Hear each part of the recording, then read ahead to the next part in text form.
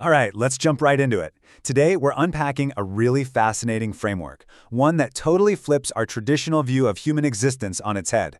We're looking at ideas from a pretty profound text, specifically the 12th truth of the 10th word, or Onunchu Sos. It asks us to look at our lives, our talents, our very creation, through what we're going to call a double gaze. It's basically a way of looking at human perfection, seeing how fleeting it is, and discovering, well, not despair, but actually a really powerful promise. So if you've ever felt the sting of time passing, that feeling that things just don't last, this is going to be a pretty incredible journey. Think about this for a second. Can one single image carry two completely different truths at the exact same time? I know, it sounds a bit like a paradox, right? Usually we think one observation equals one fact. You look at a tree, you see a tree. Simple. But what if the very nature of how we observe reality is layered? What if a single moment in time can hold two totally different, maybe even contradictory realities? To really get the philosophy we're exploring in today's explainer, we have to open our minds to this idea, this possibility of a dual reality existing right in front of our faces. Section 1. Two views of a photograph. The paradox of a captured moment. So, imagine you're looking at a really old, nostalgic photograph. Maybe it's a perfect family dinner, or this absolutely stunning sunset from a trip you took years ago. When you look at that exact same image from one angle, your gut reaction is just aesthetic awe, right? You think, wow, how beautifully taken, what a perfect moment. But then, literally in the exact same breath, the second realization hits you like a ton of bricks. This moment will never return. See, you have one image, but two totally distinct truths. One is this profound appreciation of beauty, and the other is a deep kind of heavy sorrow about how fast things pass.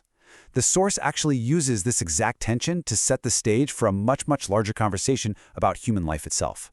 And that brings us to a foundational concept from the text, asane takwim. This translates to being created in the most perfect, beautiful form, fully equipped with comprehensive abilities. Basically, we're taking that photograph metaphor and scaling it all the way up to human existence. When we look at a human being, the sheer complexity of our minds, our capacity for love, art, science, the whole shebang, we are looking at asane takwim. We're looking at a masterpiece. It's the ultimate beautifully taken photograph.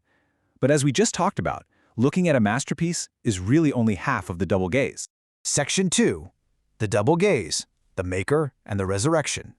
Now, there's a key quote from the close of the 12th Truth that just brilliantly captures this whole philosophy. It says, "The fact that man is created in the most beautiful form shows, on the one hand, the maker who made him. On the other hand, coming to an end in a short time shows the resurrection." Okay, let's break that down. The first gaze looks at our comprehensive abilities and our beautiful form, and logically, it concludes there has to be an incredible designer, a master artist, or maker. But then, the second gaze observes this tragic reality that all these magnificent abilities just end, and in such a fleeting, short amount of time. But notice what the text says here. This swift end doesn't point to nothingness. Actually, it points to resurrection. Which leads us directly to this absolutely crucial concept, Hasher, resurrection, the continuation and restoration of existence after a temporary end. Look, if you only use that first gaze, you just see a masterpiece that gets destroyed almost as soon as it's finished. Makes no sense, right? But the source material argues that when you use the double gaze, that temporary end becomes the literal evidence for Hasher. The transience of something so perfect is presented as the exact clue that this can't possibly be its final state. According to the text, it has to be restored, it must continue. This two-layered reading of reality? This is exactly what the text wants us to master. On the one hand, human perfection points to a maker, a sonnet kai. On the other hand, human transience points to resurrection, to Hasher. The whole argument here is that these aren't contradictory ideas at all. They are deeply complementary truths about our design. Just like a photograph can show off the skill of the photographer and the fleeting nature of time all at once, the text argues that human existence points to both the absolute genius of a creator and the absolute necessity of an afterlife. When you look at the exact same thing with two different perspectives, both the maker and the resurrection just kind of come into focus together. So, should something so incredibly valuable end just like this? I mean, this is the massive existential question that the text says naturally bubbles up when we observe our own transience, when we see our perfect design, our asani takvim, just fading away. Human nature literally rebels against it.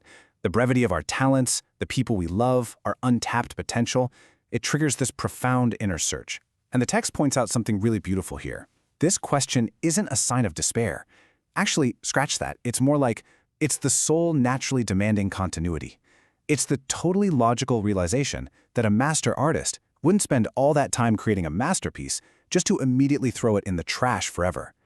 Section 3. The Secret. Surah At-Tin. A two-layered reading of reality. To back this up, the text cites a really profound verse from the Quran, from Surah At-Tin, verse 5. Then we reduced him to the lowest of the low. Now, at first glance, especially right after talking about being created in the most beautiful form, this verse sounds like a full-on tragedy. It's describing physical decline, the aging process, the transience of all that perfection we were just talking about. It's the reality of that photograph fading, the moment passing away.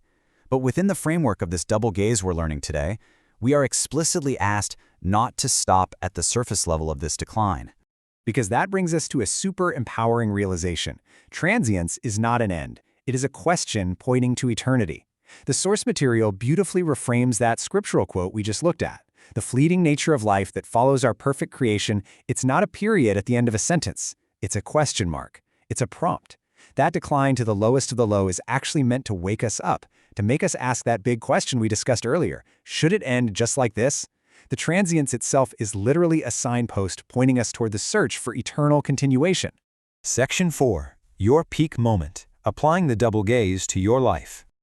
Okay, I want to leave you with a final, pretty provocative thought based on everything we've just unpacked. When you think of a peak moment in your own life, does its fleeting nature bring you sorrow, or does it trigger a search for continuation?